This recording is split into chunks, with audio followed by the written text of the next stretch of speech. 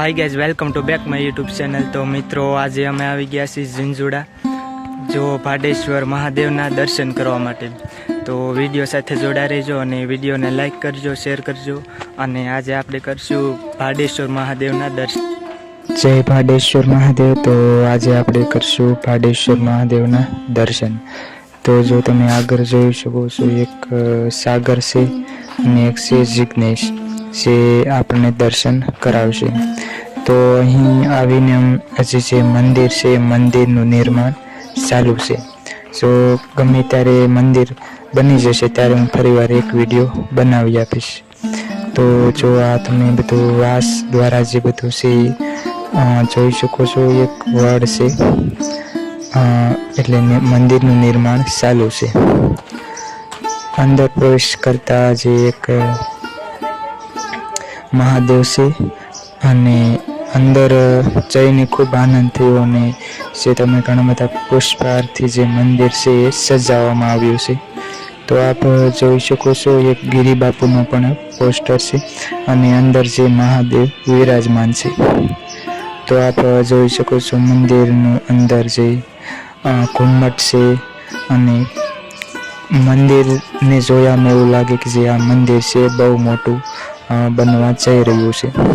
તો આ વિડીયોમાં જોઈ શકો છો કેટલું સુંદર છે અને એનું કોતરણી કામ, બારીક કામ પણ તમે જોઈ શકો છો। તો અહીં ગિરિબાપુની જગ્યા હોવાનું પણ ગિરિબાપુની જગ્યા છે અને જે બોર્ડ પણ મારેલું હતું।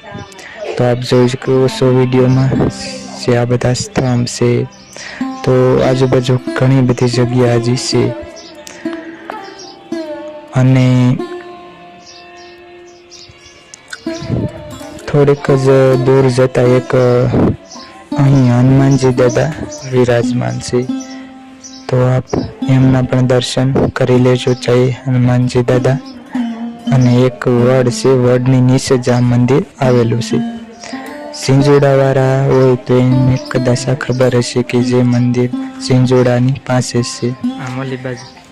તો જે બંને મારા ભાઈબંધો છે જે આપણને દર્શન કરાવશે।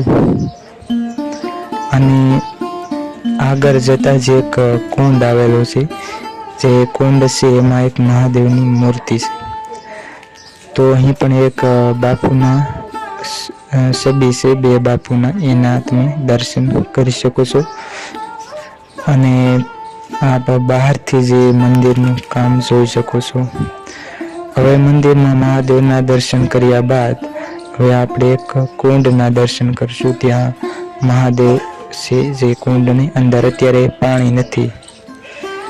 તો આપ જોઈ શકો છો, જો આજુબાજુ જગ્યામાં ઘણું બધું છે એ હજી નિર્માણ થવા જઈ રહ્યું છે અને એક કુંડ પણ આવેલો છે।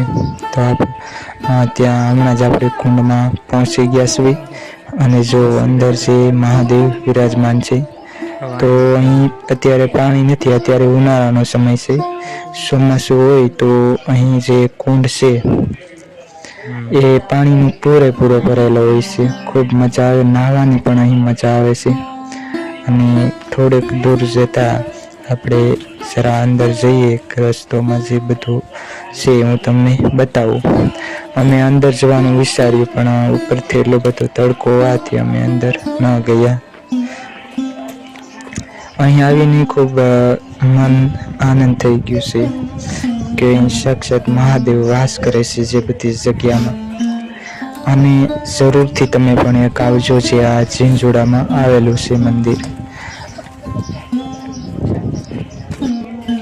અને જે આ જે મંદિર નિર્માણ થાય છે એનો વિડીયો છે, તો એ પણ તમે જોઈ શકો છો બહારથી।